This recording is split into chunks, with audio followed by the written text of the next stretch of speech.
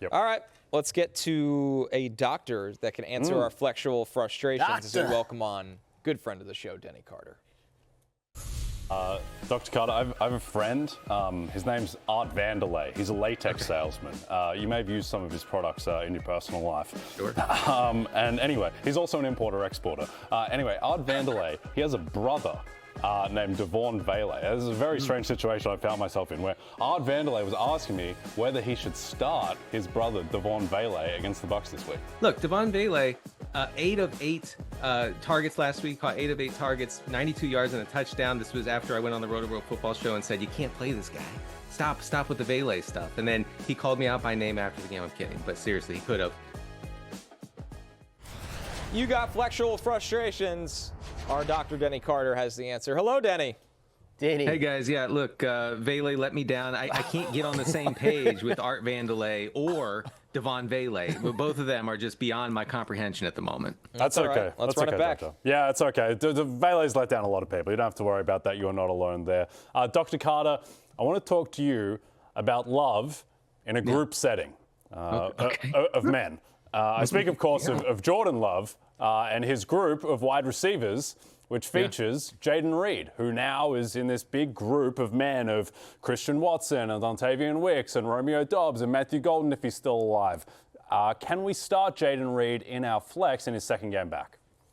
I think there's enough love to go around, and really there always should be. As a doctor, we study the spreading of love in a group setting like you're talking about, Jay. And so I do think that there's enough to go around for Jayden Reed. 65% of the routes last week in his return from injury. We could see that ramped up in this coming week and then into the fantasy playoffs. He was targeted on a pretty strong 24% of his routes last week. And Jayden Reed is facing a Broncos defense that is facing 10.15 slot targets per week. That's the 8th highest rate in the league. So slot receivers are getting opportunities against this Denver offense. I like Love, and I like Jayden Reed. All right, nice, Denny. Denny. Lawrence, Really? Welcome to the segment, by the way, Lawrence. Yeah, Lawrence has done this before. Be careful, my friend. Speaking of love, I have a little family affair thing going on too, like last week with Jay and Vele. Ben Franklin, you ever heard of him? Guy on the $100 bill. Well, his great grandson, Troy, is on the other side of that Packers-Broncos matchup. Two good defenses. Wow. Can he get 100 bills for us like his great-great-granddaddy?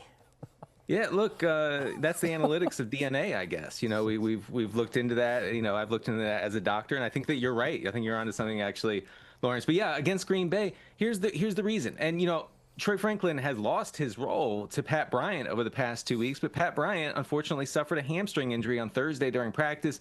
He's seemingly very unlikely to play this week against the Packers. Troy Franklin, folks may forget, okay, the Zoomers, the young people might forget, through week 10, Troy Franklin was 4th in the whole NFL in air yards. He had a 20% target share over the first 10 weeks of the season. If he, reclaims that wide receiver 2 role for Denver, I think he could be very interesting against the Packers, who have profiled as a pass funnel lately. Yeah. People don't actually know this, but Ben Franklin is actually one of Phil Rivers' 10 children. Yeah. People actually do often overlook that. Yeah, people always forget that. And what that makes Troy Franklin related to Phillip Rivers. Exactly right. See, the No one more knew that you know. until now. Denny, Mike Kafka, very difficult human to figure out, as we've all learned. And one of those things is his obsession with Motor Singletary, getting the ball over and over again. But Tyrone Tracy, surprisingly, after that hip injury not that long ago, seemingly healthy against the Commanders. Can we get some influence over Mike Kafka to actually feature Tyrone Tracy? Kafka seems to want, a two-way situation here between Tracy and Singletary. And that's okay. That's okay with me. I'm going with Tracy myself against a Washington defense that has been, as you guys know, awful of late, allowing the 5th highest rushing success rate and the 5th highest rate of missed tackles per rush. All the metrics point to the Commanders being really bad against the run and, of course, against the pass. Washington is allowing 164 rush yards per game since week 9. That's the 5th highest in the league. And the last 2 times that Tyrone Tracy has played a full game, he's seen 19 carries and 20 carries. I'll take that every day in this matchup. Denny, great stuff. As always, we always appreciate you coming on and answering everybody's flexual frustrations. Hey, it's Matthew Berry from NBCSports.com and RotorWorld.com, and I want to thank you so much for watching whatever it is you just watched, or if nothing else, being too lazy to click out of the autoplay after this video started, after whatever it is you actually wanted to watch finished. But now that you're here, I'd like to take a moment here to ask you respectfully now, okay? I'm asking you respectfully to subscribe to the NFL on NBC YouTube channel.